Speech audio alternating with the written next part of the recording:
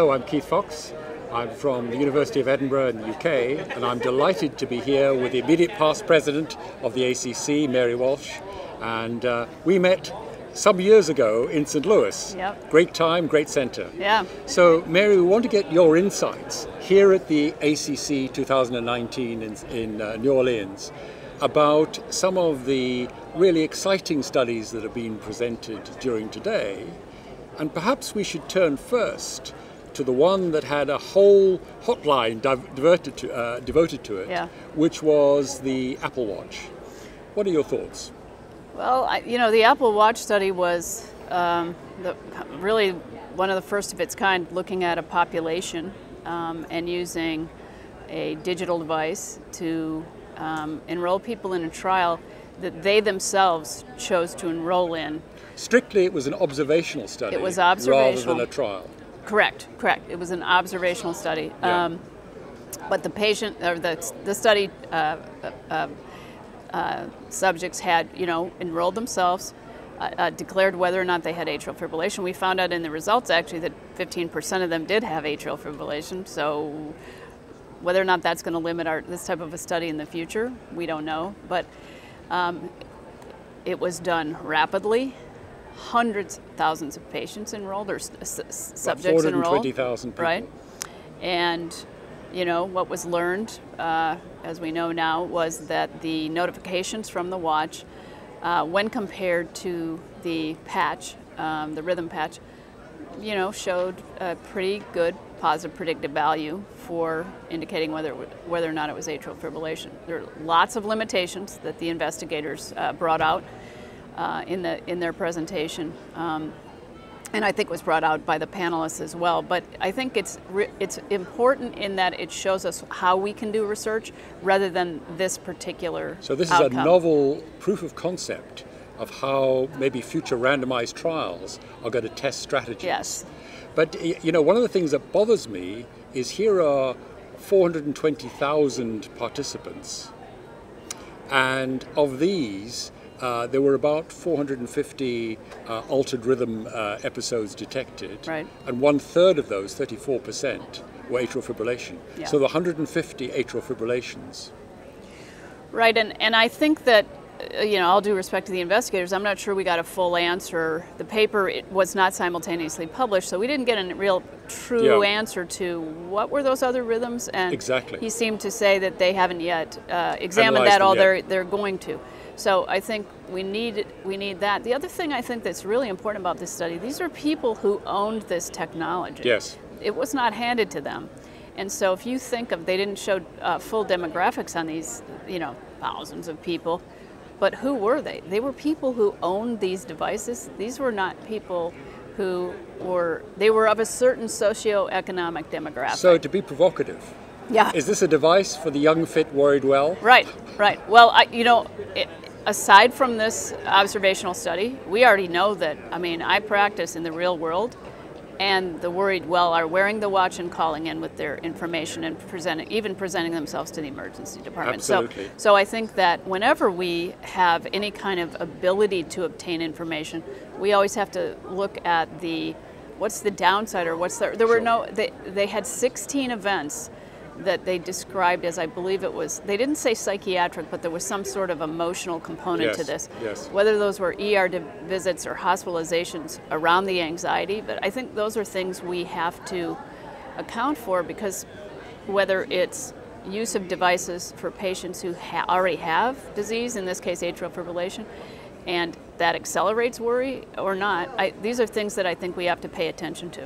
But this opens the door to exciting possibilities in the future, including a novel trial that's going to be underway to look at using the same technique of photoplethysmography to detect caliber changes and flow changes in the early detection of diabetes. Mm-hmm. And that may be really exciting in younger people who wear these kind of watches.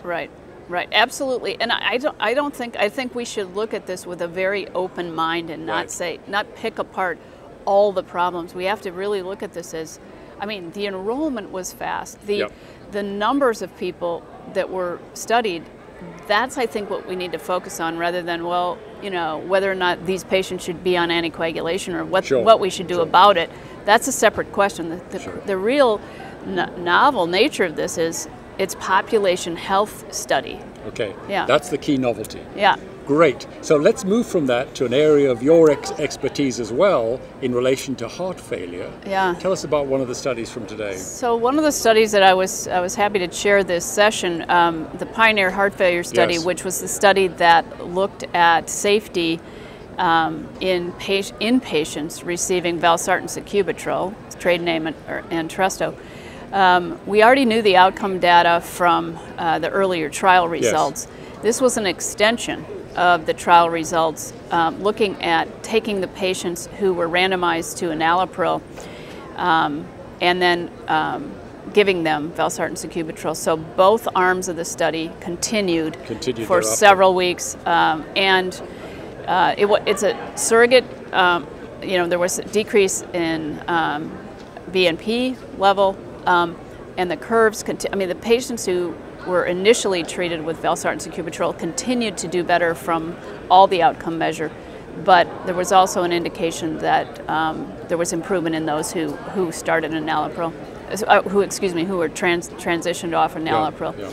This is really important in the field of hospitalized heart failure patients. We know that in the hospital is a time to capture patients, and so when Paradigm Heart Failure was first released, and then when valsartan sacubitril was approved, at least in the United States by the FDA, people tend to follow the way the trial was done pretty closely. And in the case of Paradigm, you know, you use the drug as an outpatient therapy, and then moving it into the inpatient setting. I think, as with other therapies like statins and other medications, I think we will see more adherence to therapy if it started in the hospital, and it's also a capture point for the physicians who may have more inertia in the outpatient setting. Okay. So we know there's a lot of physician inertia around any kind of pharmaceutical therapies and up titration, and if it's in the outpatient setting. So it's really one of those times, I think, that we're going to be moving in heart failure. I'm not sure we're going to be using ARBs and ACE in the hospital anymore, with the one exception. It remains in the United States a very expensive therapy. And so, as we did in the early days of clopidogrel, before it was generic, you'd have a patient on that medication, they go to their pharmacy and they find out it's $400 and they don't go on, they don't stay on drug.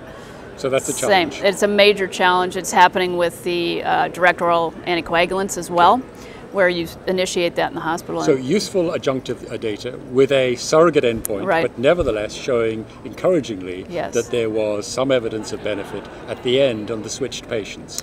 And tolerance in a hospitalized cohort. And so I think there was a lot of concern around, you know, whether or not people would get hypotensive and have other untoward consequences. So I think it's more reassuring data that we can initiate this in the hospital. And finally, let's turn to another area where management is changing between hospital and outpatients, and that's in DVT pulmonary embolism.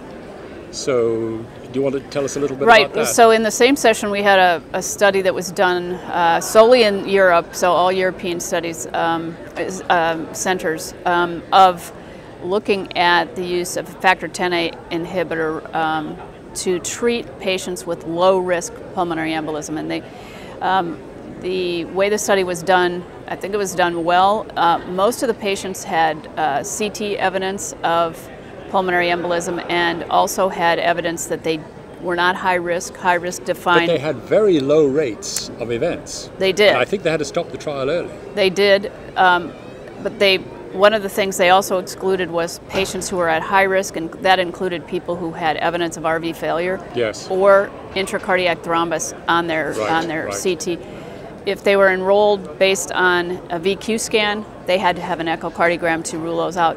So for those patients who were not high risk, it was not a randomized study, observational again, and they treated patients with factor Xa inhibitor. But what they did find is if you could select out the high-risk people, Yeah. then the event rate was extremely low Yes. in the remainder. So that opens the door to maybe more cost-effective management Exactly. of such patients. And the average time on heparin for the group they enrolled was 34 to 36 hours. But one of the questions we didn't have enough time for, the question I was going to ask the investigator was, why not do all of this in the emergency department then and just never admit them to the hospital? Is that something you considered? Well, but maybe that's the next stage. That may be. So, Dr. Mary Walsh, immediate past president ACC, you've highlighted 3 exciting areas developed today. We're in for a really good Congress. I want to thank you for your comments and your insights, and enjoy the rest of the program. Thank you very much. It was Thank you nice very talking much. to you. Great to see you.